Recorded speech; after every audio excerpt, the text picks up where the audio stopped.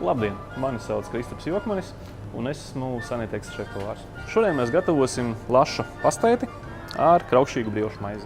Pasteites gatavošanai būs nepieciešams svaigs lasis, kūpināts lasis, šalutes sīpols, baltvīns, laba olīveļa, sāls, pipari un sviests.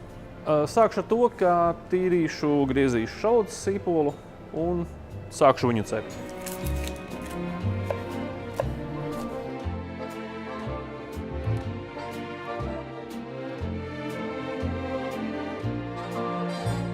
Cepam tik ilgi, kamēr šalti paliek nedaudz caurspīdīgi, arī uzreiz mīkstāki ar to. Un tad mēs pieliesim baltvīnu klāt. Kamēr baltvīns tvaiko ārā, mēs sagriezīsim lasi.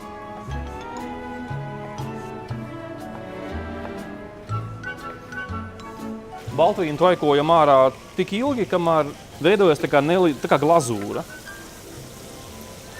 Un tagad liksim klāt lasi.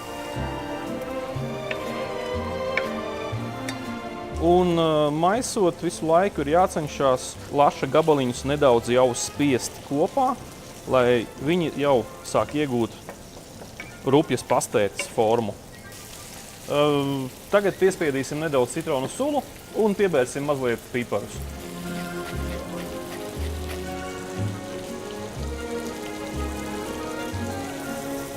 Lasi jau var redzēt, ka viņš jau ir tāds diezgan smuki sadrupis.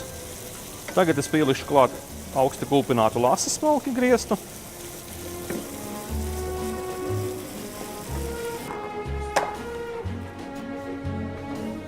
Kamēr lasis dziest, sagatavošu maizi.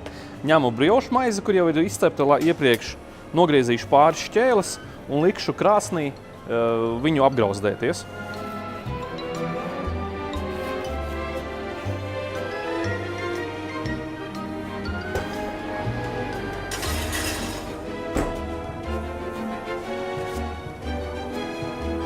Lasis ir atdzisis, tagad pārlikšu viņu bļodiņā un pievienošu maurlokus, dilles, majonēzi un svaigo sieru.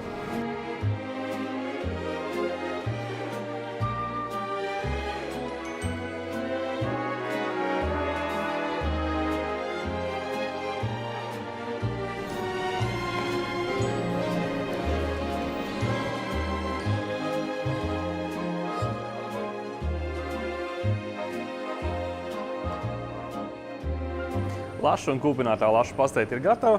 Labu apetīti!